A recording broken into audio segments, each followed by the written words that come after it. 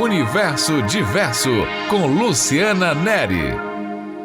A carne mais barata no mercado é a carne negra. Feminismo negro. Por quê? Pra quê?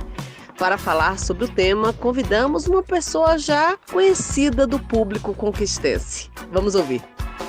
Eu me chamo Jéssica Maria, agradeço o convite para poder participar do Universo Diverso, seu programa.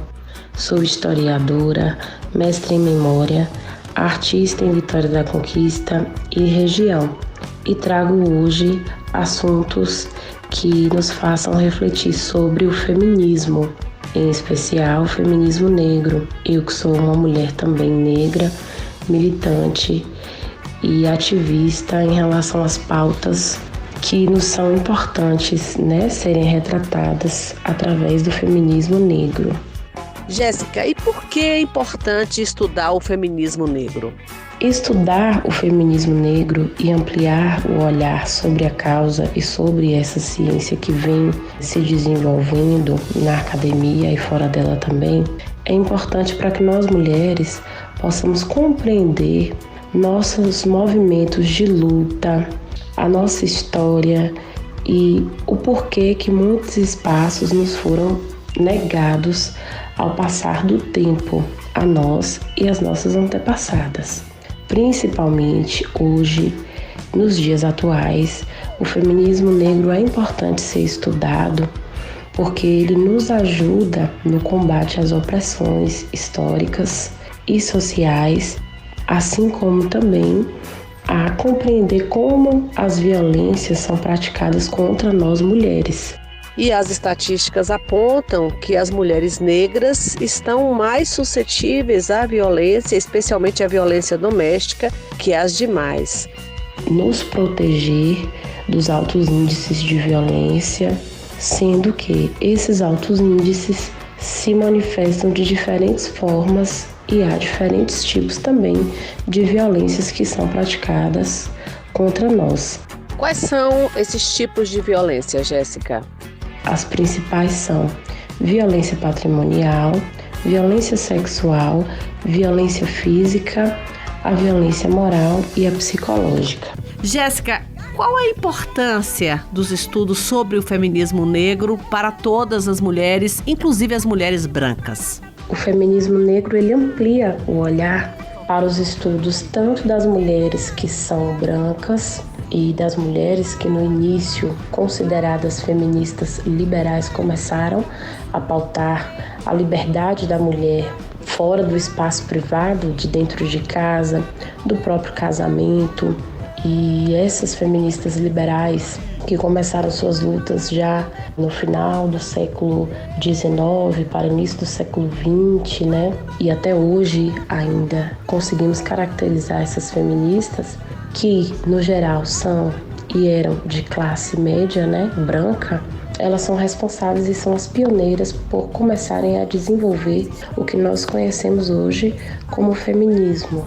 E há uma vasta produção de literatura feminista aí, inclusive com autoras renomadas, Judith Butler, Simone de Beauvoir. Uma das escritoras que conseguiu, através da sua literatura, trazer para nós pautas importantes sobre a mulher é Simone de Beauvoir.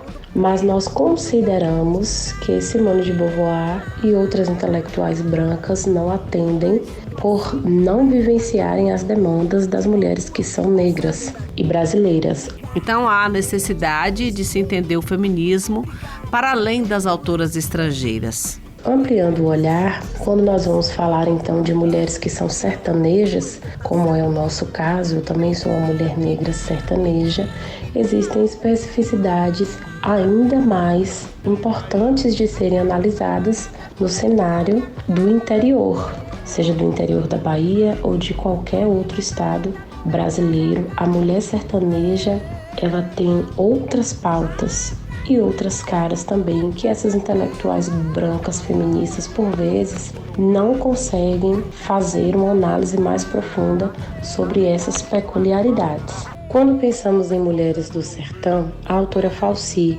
em seu artigo Mulheres do Sertão Nordestino, publicado no livro História das Mulheres, em 2004, nos ajuda a compreender quais são as categorias que conseguem nos ajudar a classificar essas mulheres. E como essa autora fez essa classificação? Então, em nosso sertão, nós temos as mulheres indígenas, caboclas, negras, quilombolas, pardas, brancas e tantas outras. Não tem como não pensar nessas mulheres e refletir sobre o processo de colonização do Brasil. Nós somos fruto de um país que é miscigenado e essas mulheres, principalmente essas mulheres mais interioranas, também são miscigenadas. E quais as implicações dessa classificação e dessa miscigenação em termos práticos? No nosso sertão, algumas tradições e alguns sistemas sociais permanecem muito bem preservados, mesmo após o final da monarquia no Brasil. Mas alguns traços e algumas características específicas de comportamento desfavorecem a mulher nordestina, a mulher sertaneja. Nós ainda temos um interior muito machista e um interior que é, por vezes, violento e que pratica essa violência ainda em cima de nós e das nossas irmãs de luta. Vamos fazer aí uma retrospectiva aí dessa história das mulheres negras no Brasil pós-escravidão. A mulher negra ou a mulher sertaneja cabocla, pós-emancipação, pós a assinatura da Lei Áurea em 1888, ela se encontra com liberdade física, mas sem garantia de direitos, sem garantia de terra, sem garantias de salários dignos, sem garantia de moradia e sem perspectiva de vida. Sem dinheiro, sem trabalho, sem qualquer suporte. Lembrando nós que a mulher sequer tinha o direito à educação. Nesses tempos passados. Foram conquistas que, através das nossas irmãs feministas, nós fomos conseguindo. E a mulher negra, por estar nessa condição de objeto de exploração, no período da escravidão, quando ela se encontra liberta, ela não encontra mecanismo em nossa sociedade que a ajude a sair da condição em que ela se encontrava. A condição de uma classe menos favorecida, sem perspectiva e sem também, por vezes, poder estar nos espaços de educação, porque tinham que trabalhar duro.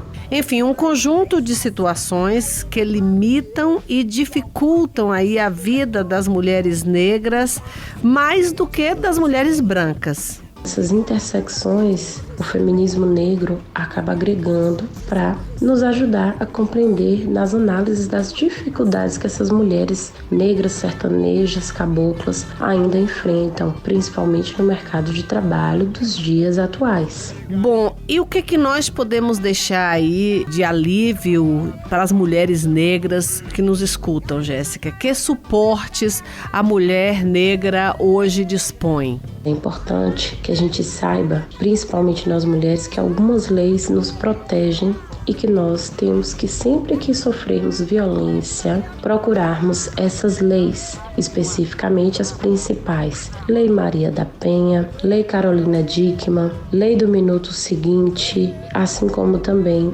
a Lei do Feminicídio. Muito obrigada, Jéssica. A carne negra.